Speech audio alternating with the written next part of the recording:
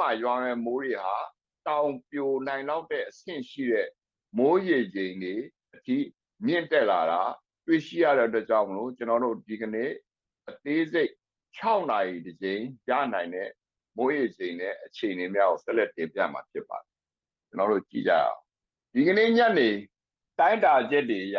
ခရစ်သွန်မုန်တိုင်းဟာတိုင်ဝမ်ရဲ့တောင်ဘက်ဖိလစ်ပိုင်နိုင်ငံရဲ့မြောက်ဘက်အလယ်ကောင်မှာတည်ရှိပြီးတော့မှခရစ်သွန်ဟာတိုင်ဝမ်ကျွန်းကိုပတ်ပြီးတော့တိုက်ခတ်တဲ့အတွက်ကြောင့်မလို့တိုင်ဝမ်မှာရှိတဲ့လှိုင်ကူတွေပြိုကျတဲ့အထိကိုမိုးများစွာရွာသွန်းပြီးတော့လူတွေပိတ်ဆို့နေတဲ့သတင်းတွေကြားရတယ်လို့ပဲဖိလစ်ပိုင်မြောက်ဘက်ကကျေးလက်ဒေသတွေမှာလည်းအင်မတန်မှမိုးတီးထန်ပြီးတော့လူတွေရွှေ့ပြောင်းနေရတယ်ဆိုတဲ့သတင်းတွေကျွန်တော်တို့ဖတ်နေရပါကောင်းပြီဒီခရစ်တွန်မုန်တိုင်းက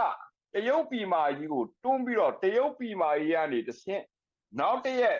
7နာရီရောက်တဲ့အခါမှာဆိုလို့ရှိရင်တော့ခရစ်တွန်ကတွန်းလိုက်တဲ့လေစီးကြောင်းကမြန်မာပြည်အထက်ပိုင်းမှာဝင်လာပြီးတော့တောင်ဘက်ကတက်သွားတဲ့လေပူစီးကြောင်းနဲ့ထိတွေ့ပြီးတော့မိုးတီးထန်စွာရွာသွန်းနိုင်တဲ့အခြေအနေကိုကျွန်တော်တို့တိုင်းတာရရှိပါတယ်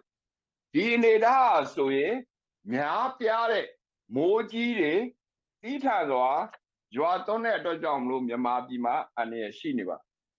ဒီကနေ့30ရက်နေ့ညနေ6နာရီကနေတော့ည7နာရီအတွင်းမှာတနိုင်ငံလုံးနေရာအနှံ့ပြမိုးရွာသွန်းပြီးတော့တချို့နေရာတွေမှာနေရာကွက်ပြီးတော့စတင်မိုးကြီးတာတွေ့ရပါတယ်အထူးသဖြင့်နေပြည်တော်ချင်းမိုင်နဲ့ရှမ်းပြည်နယ်တောင်ဘက်ချမ်းမှာဆိုလို့ရှိရင်မိုးရေချိန်နှစ်လက်မကို6နာရီအတွင်းမှာရရှိနိုင်တဲ့အတွက်ကြောင့်မလို့မိုးရေချိန်အင်မတန်မြင့်မားပြီးတော့အနေရရှိနိုင်တဲ့အနေအထားဖြစ်ပါတယ်တရက်နေ့မနေ့တနာရီကနေပြီးတော့6နာရီအတွင်းမှာဆိုလို့ရှိရင်ကျွန်တော်တို့မန္တလေးတိုင်းမုံရွာရွှေဘုံမှာဆိုလို့ရှိရင်မိုးရေချိန်တနမ6နာရီအတွင်းမှာရွာသွန်းနိုင်တာဆိုလို့ရှိရင်ကျွန်တော်တို့ပြင်မတာမှမိုးများတယ်လို့သတ်မှတ်ပါတယ်ထို့အတူ